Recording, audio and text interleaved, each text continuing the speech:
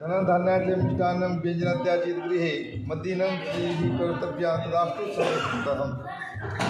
लड़की की पहली की समस्या है कि घर में जितना धन धान्य और मधुर पदार्थ खाने पीने की जो वस्तु होगी, विविध भोजनादि की वस्तुएं, जो कुछ आप बाहर से लाएंगे वो सब आपको मेरे अधीन करना होगा।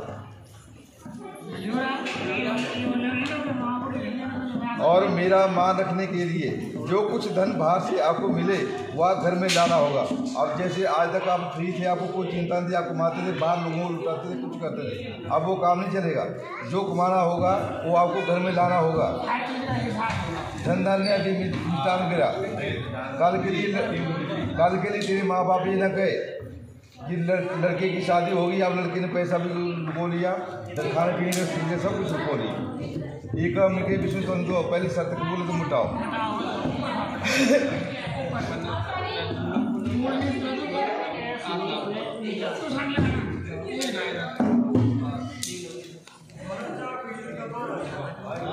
ये कर्माणी सर्वाणी मया कार्याणि सर्वदा आदास्य। अब लड़के की दूसरी शर्त क्या है? मैं घर के सब कामकाज करूंगी, दासी की भांति रहूंगी, मीठा बोलूंगी, ढंग से सुनना क्या बात है। ससुर सास ज्येष्ठ ननद आदियों की आज्ञा का पालन करूंगी। स्वामी ने आपको स्मरण रहे कि आपने मेरा पालन करना होगा।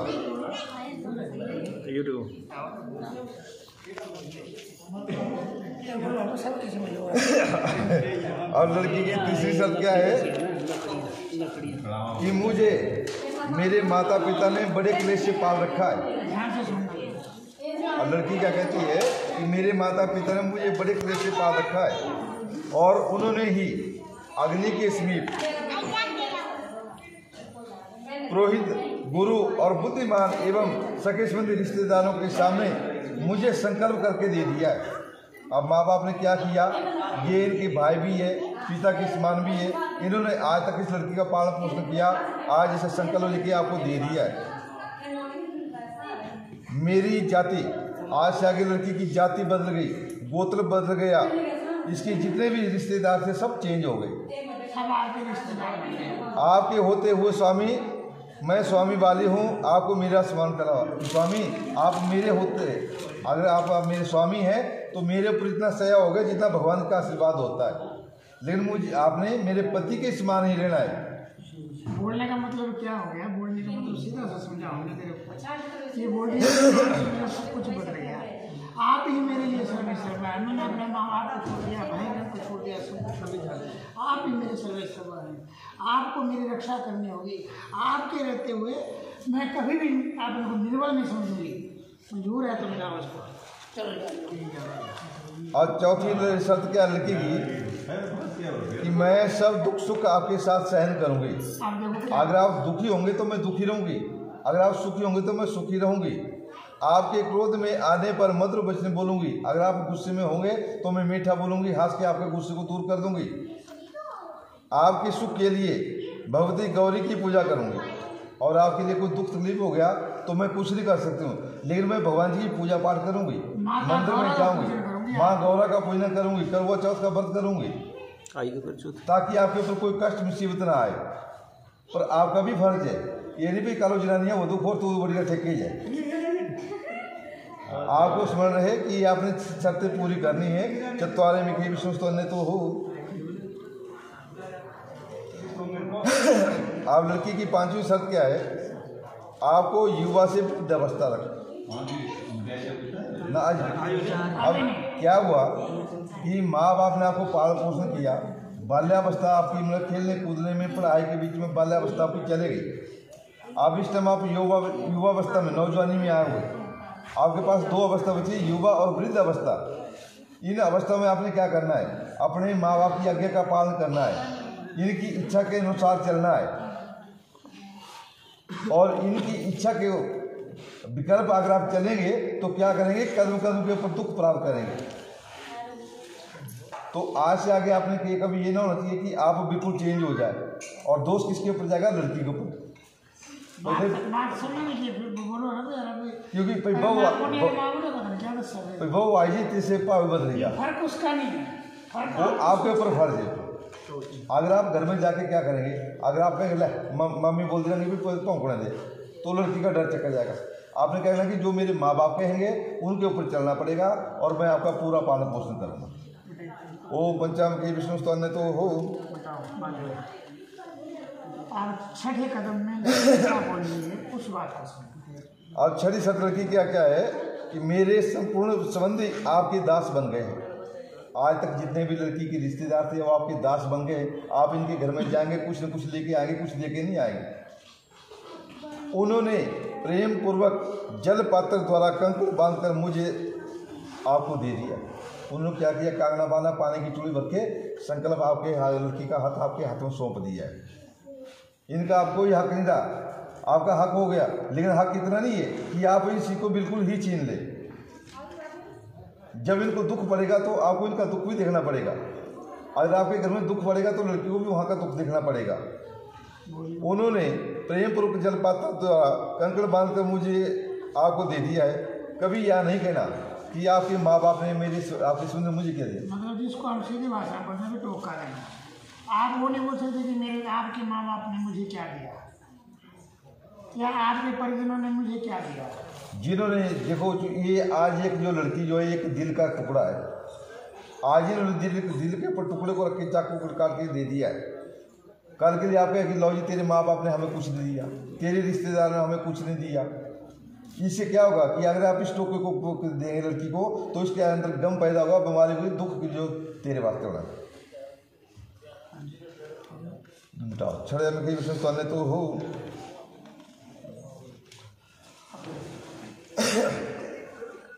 अब लड़की की साथी शर्त क्या है, बड़े ध्यान से सुनना है।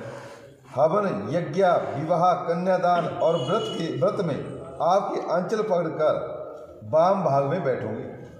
अब लड़की वाम भाग में बैठेगी जब आपको कोई शुभ पुण्य करेंगे, कोई पूजा पाठ करेंगे, कोई व्रत उद्यापन करेंगे, कुछ करेंगे तो लड़की आपके वाम भाग में बैठेगी और आपके पुण्य का आधा हिस्सा लिया करूँगी। जो आप पुण्य करेंगे वो आधा हिस्सा लड़की को मिलेगा, किंतु पाप का नहीं। अगर आप कोई बार पाप करेंगे तो लड़की कुछ नहीं लेगी, वो आपको ही भुगतना पड़ेगा। कि वो लड़की ने कहा तो किसी ने मार के आओ, किसी का पाप कर किया, लड़की ने कभी नहीं कहा है। आप अपने मन से कर रहे हैं, परंतु मेरे द्वारा किए गए पाप के अर्ध भाग के आप भागीदार बनेंगे।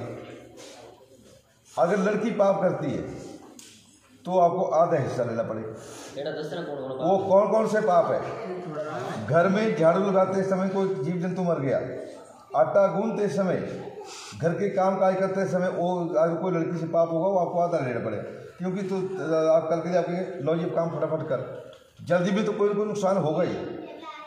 अगर लड़की आपकी शान के खिलाफ कोई पाप करती है वो लड़की भी गुनाहगार होगी। ओम सतम के विष्णु स्तोत्र तो हो कर दे बार जाने गाय गुटिया कितना पाप है ना कर जाने बार गाय गुटिया छोड़ लेना पाप। अब लड़की लड़का क्या कहता है कि प्रिय मैंने आपकी 7 शर्तें पूरी कर ली है, अब मेरी भी एक शर्त होगी वो आपको पूरी करनी पड़ेगी। 7 बातें आपकी मानी उन्होंने, आप क्या कह रहे हैं उसको ध्यान से। सत्य तथा प्रिय भाषा, सच बोलना और मीठा बोलना, जैसे मैंने जाके मीठी आवाज में, किसी को दुख ना लगे। क्रोध तथा आलस्य से रहित होना, गुस्सा नहीं करना, क्रोध आलस्य निद्रित नहीं होना चाहिए। मेरे वचनों को मानना, मेरे माता पिता तथा भगनी का प्रेम पूर्वक आदर सत्कार करना। इन सभी गुणों को यदि तू मानती है तो मैं तेरा पालन करूंगा। लेकिन फिर लड़का क्या कहता है कि बगीचे के बीच में, शराबियों के स्थान में ना जाना, बिना कारण दूसरे के घर में कभी ना जाना तथा परपुरुष के साथ क्रीड़ा ना करना। कहीं ऐसा ना हो बच्चों भाई अगर तेरा आदमी घर में आया तेरे माथे तिड़िए पे जा जो हो रहा होता अपने हंस मजाक कर रही है, कभी नहीं ऐसा करना है। अगर जितना स्वभाव तेरा लोगों के साथ है उतना ही पति के साथ अपना स्वभाव रखना है। पति को परमेश्वर समझना है। कभी अगर बात से गुस्से में आ गए, पानी का गिलास लेके खड़े हो गए तो इनका गुस्सा शांत हो जाएगा, आपके घर में शांति बनी रहेगी।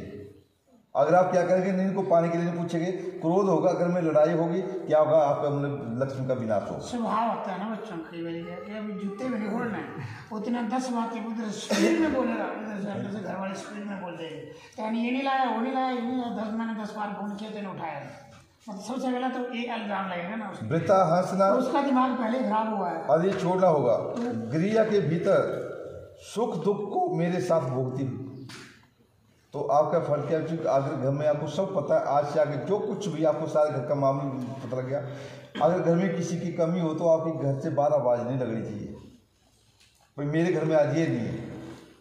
और इनका भी फर्ज है कि अगर आज कोई चीज़ मुकरी है तो एक दिन आपको पहले पूछते भी भाई घर में किसी चीज़ की कमी है। कुल मिला के सुख दुख दोनों बराबर चलना है, बराबर, ये बात है। तो ओम भगवान विष्णु मंगलम गणतया मंगलम पुंडरीकाक्ष मंगलाय सप्तनो हरे।